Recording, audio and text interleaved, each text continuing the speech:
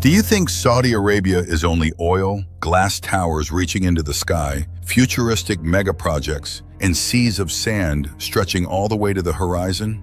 If so, then perhaps you have only seen the modern outer shell of a land far older than most people imagine.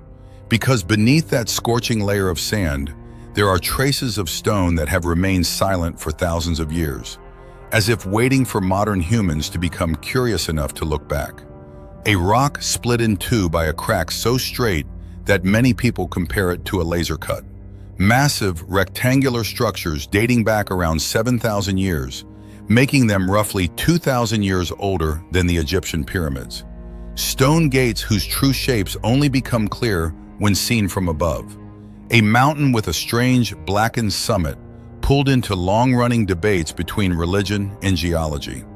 And even a lost city once dismissed as legend, until its traces were followed through satellite and radar technology. The most unsettling thing is not that these places exist.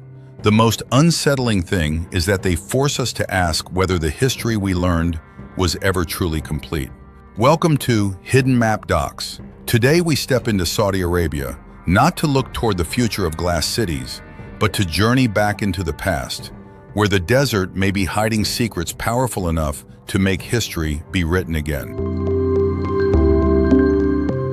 In the barren desert near the Tema oasis, there is a rock that makes people stop the moment they see it. Not because it is as tall as a mountain, not because it has been carved into a monument, but because it is split in two by a crack so straight that it almost seems impossible. This is Al-Nasla, a famous sandstone formation in northwestern Saudi Arabia, where nature and human imagination seem to collide head-on. From a distance, Al-Nasla looks like a gigantic stone block that someone sliced in half with an invisible blade. The two halves stand apart, yet remain strangely balanced on narrow bases beneath them. The gap between them runs almost perfectly vertical, clean and even enough that many people who see photographs of it immediately think of an artificial cut. That feeling is hard to ignore, because in the desert, we are used to seeing rocks worn down by wind into twisted, jagged, irregular shapes. But Al-Nasla does not feel chaotic. It feels precise. It looks like an object placed there to challenge the human eye. The longer you look at it, the more uncomfortable the question becomes. How can a natural rock split in such a straight way? Is this only a trick of geology? Or did this place once witness some kind of force that we still do not fully understand? On the surface of Al-Nasla, there are also ancient carvings, showing that this rock was not simply a lonely object in the desert. It was once seen by human beings. It once stood within the attention of ancient people passing through this land. Perhaps they stopped there for shade. Perhaps they saw it as a landmark on their journey. Or perhaps, like us today, they felt that something unusual was standing right before their eyes. Of course, science has its own explanation. Sandstone is a layered type of rock, and natural cracks can form inside it over time. When daytime and nighttime temperatures shift dramatically, the stone repeatedly expands and contracts. Desert winds carry fine sand that slowly grinds away the surface. Rare rainwater seeps into tiny cracks, and together with chemical weathering, expands those cracks over thousands of years.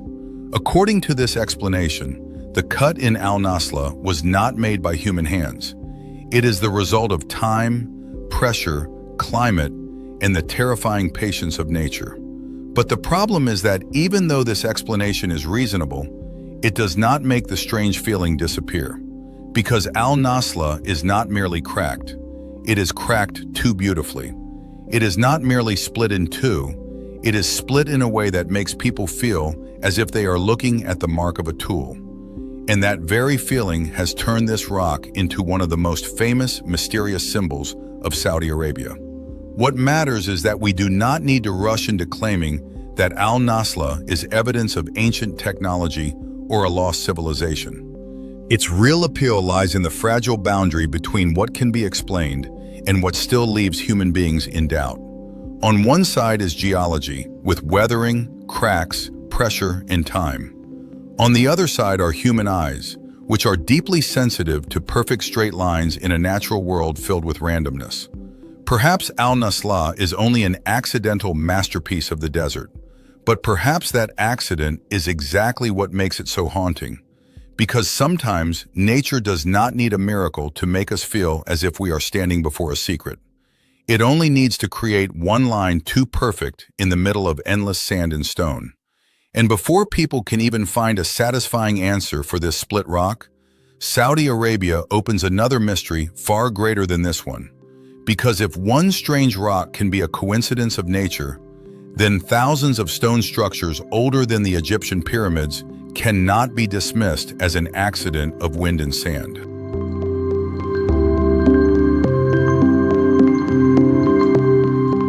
If one strange rock can make people question the power of nature, then thousands of stone structures scattered across the desert raise a far bigger question. Because when something unusual no longer appears alone, but repeats again and again across a vast landscape, it no longer looks like an accident. It begins to look like a system. And in the dry lands of northwestern Saudi Arabia, archaeologists have discovered one of the most puzzling ancient systems on the Arabian Peninsula. They are called mustatil. The name comes from Arabic and means rectangle. At first it sounds simple, even a little dry, but behind that seemingly ordinary name are stone structures dating back around 7,000 years.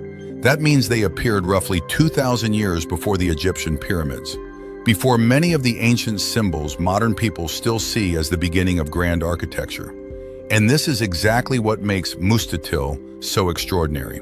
They were not part of a powerful empire. They were not built by a state with kings, armies, taxes, and enormous teams of workers. They belong to the Neolithic period, when ancient communities still lived close to nature, depending on climate, herds, seasonal rains, water sources, and movement across wide landscapes. And yet somehow they created stone structures stretching for dozens, even hundreds of meters. Some mustatil are so large that if you stand right beside them, it is difficult to sense their full shape. From the ground, they may look only like low lines of stone, faint outlines, ruins loosened and scattered by time. But from above, their true form becomes clear. Long lines of stone create giant rectangles. Their extended edges run across the barren ground like ancient drawings on the surface of the desert. They are not tall defensive walls. They do not resemble houses. They do not look like storage buildings. They also do not seem like structures used for ordinary daily life. That is why the most important question is not what they were made of. It is what they were made for. Surveys and excavations have offered important clues. At some mustatil sites, researchers have found animal bones, horns, skulls, and traces that may be connected to ritual activity. This has led many to believe that mustatil may once have been places for communal gatherings, belief practices, or sacrificial ceremonies connected with livestock and the spiritual life of prehistoric people.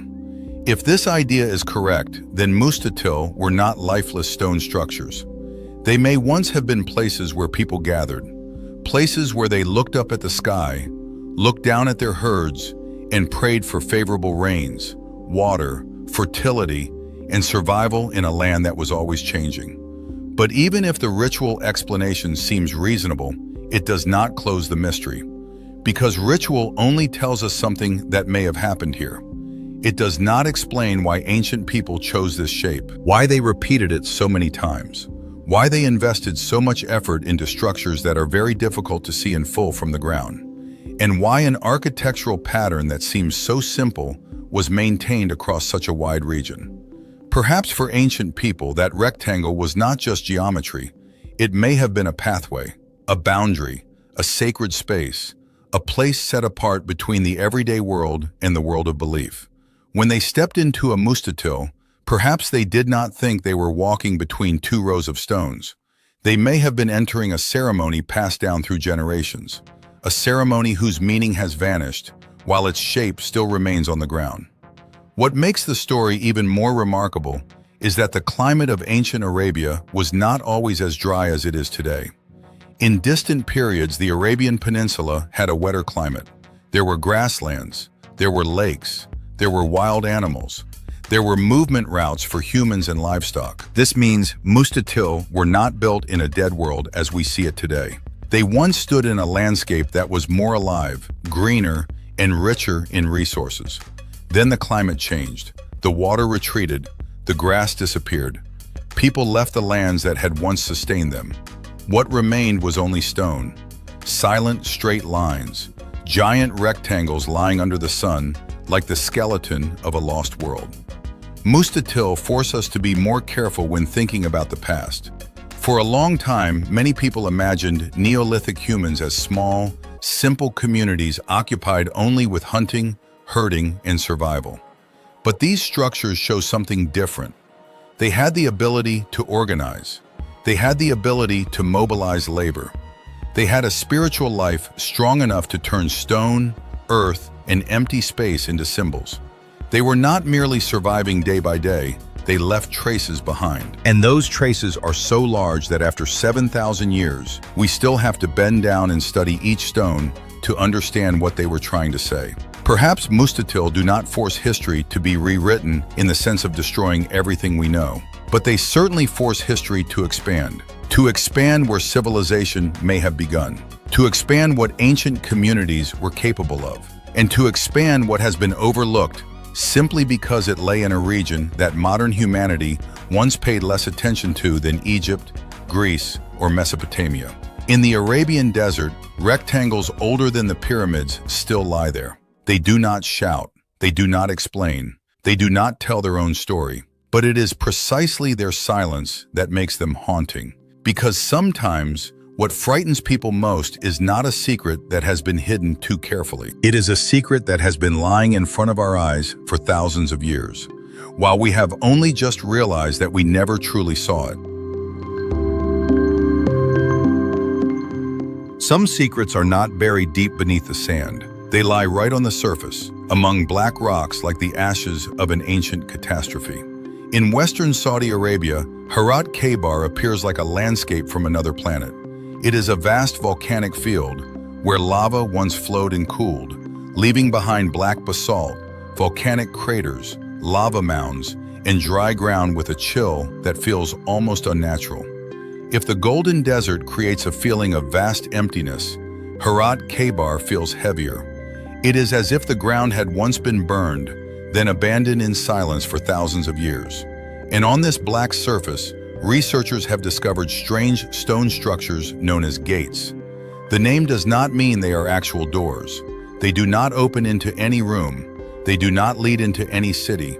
But when seen from above, their shapes resemble long frames, stretched rectangles, or parallel lines of stone placed deliberately on the ground. What is strange is that if you stand right beside them, they are very difficult to recognize. You could walk past them and see only a few low rows of stone, a few faint outlines, a few rocks blending into the volcanic terrain. But from ground level, the complete shape almost disappears. Only when viewed through satellite imagery or from the air do these gates appear clearly, as if someone had drawn a giant system of symbols across the lava field. This is what makes Harat Khaybar so haunting, because once again we meet a familiar feeling in the ancient mysteries of Saudi Arabia. These structures do not seem to have been made for someone standing beside them to understand immediately. They require distance. They require a view from above. They require modern humans to use technology to see what ordinary eyes on the ground can easily overlook. Of course, this does not mean ancient people built them for beings flying in the sky. The more careful interpretation is that they once had meaning in the lives of ancient communities, through pathways, boundaries, rituals, hunting, or the marking of space. But the question remains, why were these stone lines arranged in this shape? Why do they appear in such large numbers? And why are they located in such a harsh volcanic landscape? Harat Khaybar does not contain only gates. In this region and in nearby areas, researchers have also recorded other types of stone structures, such as circles, animal traps, stone tombs, stone enclosures, and shapes that are difficult to classify. Together, they create the feeling that the Arabian Peninsula once had a vast archaeological language, but today we have only begun to recognize the first few characters. Perhaps these gates were once connected to hunting. Perhaps they marked the boundary of a sacred space. Perhaps they indicated ancient routes between water sources, grasslands, and settlements. Or perhaps their function changed across generations, from practical use to ritual meaning, from markers of daily life to spiritual symbols. What matters is that they show ancient people in this land did not live in a scattered or unconscious way. They observed the landscape. They turned stones into signs. They left shapes on the ground strong enough to survive time, volcanoes, desert winds, and forgetting. Today, it is modern technology that helps us see what had been hidden in plain sight. Satellite imagery, digital maps, and aerial surveys do not only serve future cities or modern construction projects, they also open a new way to read the past. A single stone beneath our feet may say nothing, but hundreds of stones, when seen from the sky, can become one enormous question. And at Harat Kabar, that question still has no final answer. The gates on the lava field do not prove that history was once filled with miracles, but they prove something just as powerful, that the past of Saudi Arabia has more layers than we imagined. And sometimes, to see an ancient secret, human beings do not need to dig deeper into the earth. We only need to rise higher, step farther back, and learn to see the entire desert as a giant map that has not yet been decoded.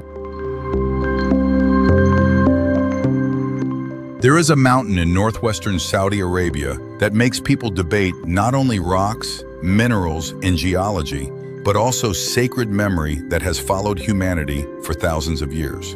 That mountain is Jabal al-Lawz. Located in an ancient region near an area often connected with Midian, Jabal al-Lawz is not famous simply because of its height or majestic beauty. It is famous because its summit has an unusual dark color. Seen from a distance, the upper part of the mountain appears covered in a deep black layer, standing out sharply against the lighter rock masses below. And that contrast has turned this place into the center of one of the most fascinating debates about archaeology, religion, and ancient history. To some people, that black summit is not only a natural phenomenon, they believe it could be the trace of an ancient event once mentioned in biblical tradition. According to this theory, Jabal al-Lawz may be a candidate for the true location of Mount Sinai, a place associated with fire, thunder, smoke, and a sacred presence on the mountaintop. When looking at those dark rocks, the imagination is easily pulled away. An isolated mountain, a blackened summit as if it had once been scorched, a barren, harsh land filled with a sense of holiness. All of this combines into an image too powerful for people to ignore. But this is exactly where we need to slow down, because a stunning image does not automatically become evidence. From a scientific point of view, the dark color on the summit of Jabal al-Lawz can be explained by several natural causes. It may be due to a different mineral composition in the rock. It may be the result of oxidation. It may come from long-term weathering. It may also result from differences between rock layers, light, shadow, and viewing conditions from a distance. In other words, the black color of the mountain is not enough to prove that this place was once burned by heavenly fire. And it is also not enough to confirm with certainty that this is Mount Sinai in religious history. But the true power of Jabal al-Lawz does not lie in giving us a final answer. Its power lies in forcing human beings to face a more difficult question. When an ancient tradition partly overlaps with a real landscape, how should we understand that? Should we see it only as coincidence? Or should we treat it as a faint trace of distant memory, passed down through generations, then slowly transformed into sacred story? That is why Jabal al-Lawz becomes such a special place in this journey. It is not like Al-Nasla, where the mystery lies in one perfect crack. It is not like Mustatil, where the mystery lies in thousands of ancient stone structures.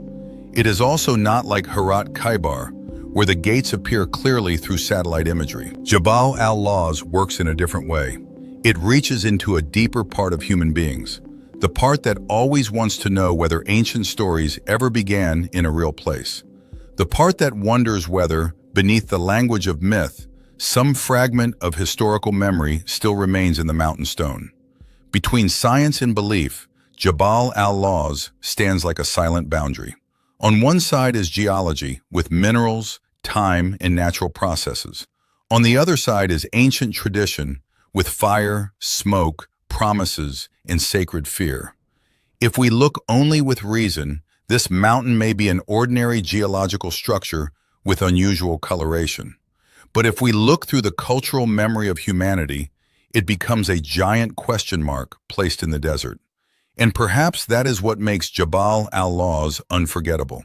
Not because it proves everything, but because it reminds us that the past is not preserved only in texts, ruins, or artifacts. Sometimes the past also lives in the way human beings look at a mountain and feel that it cannot be only stone. But if Jabal al-Lawz is where legend collides with geology, then the next mystery goes even further. Because at the edge of some of the harshest sand seas, there was once a city considered a fantasy, a wealthy, proud city that vanished from human memory. And strangely, its traces were not found by the naked eye, but by technology looking down at Earth from space. After all of this, the most thought-provoking thing is not that Saudi Arabia has so many mysteries. The most thought-provoking thing is that we may have only seen the first layer of secrets lying beneath the sand, on the stones, and among ancient lava fields. This video is not meant to affirm conspiracy theories or reject science. On the contrary, it is science, archaeology, geology, satellite imagery, and remote sensing technology that are helping us see more clearly what was once forgotten. But science also teaches us another important lesson. The more we understand, the more we realize how much remains not yet fully understood. Some images in this video may be real archival footage, illustrative visuals, or reconstructions created with artificial intelligence tools, intended to help viewers gain a more visual, realistic, and accessible sense of the ancient locations mentioned. These images do not replace archaeological evidence.